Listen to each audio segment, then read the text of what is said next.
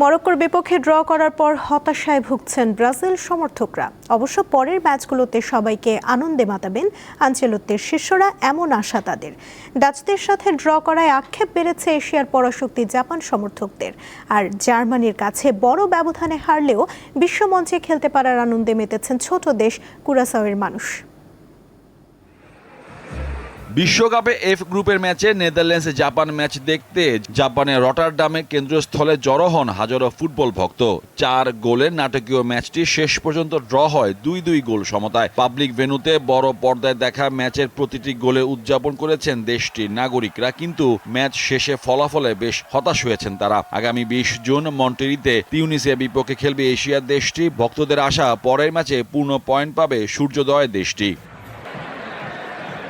এদিকে হিউস্টনে জার্মানির কাছে 7 গোলে পরাজিত হওয়া সত্ত্বেও কুরাসাও দেশের ফুটবল ভক্তরা ফিফা বিশ্বকাপে তাদের দেশে ফুটবলারদের অভিষেকে রাঙিয়ে তুলেছেন নেচে গেয়ে। ফুটবলের সবচেয়ে বড় মঞ্চে দ্বীপ রাষ্ট্রটি এমন সাফল্যে বেশ গর্বিত তারা।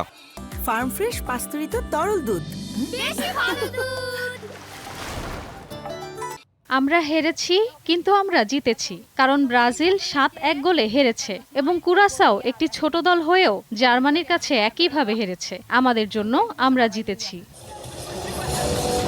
এদিকে বিশ্ব আসরে শুরুটা ভালো হয়নি ব্রাজিলে। নিউ জার্সির মেটলাইফ স্টেডিয়ামে হাজারো ফুটবল ভক্ত জড়ো হয়েছিলেন ব্রাজিল মরক্কো বিশ্বকাপ ম্যাচ দেখার জন্য। স্লোগান ও পতাকা নেড়ে খেলার প্রতিটি মুহূর্ত উদযাপন করলেও ফলাফল 1-1 গোলে ড্র হওয়ায় সেলেসাও ভক্তরা হতাশা প্রকাশ করেন। বিপরীতে বিশ্ব আসরে দলের পারফরমেন্স নিয়ে বেশ আশাবাদী মরক্কোর সমর্থকরা।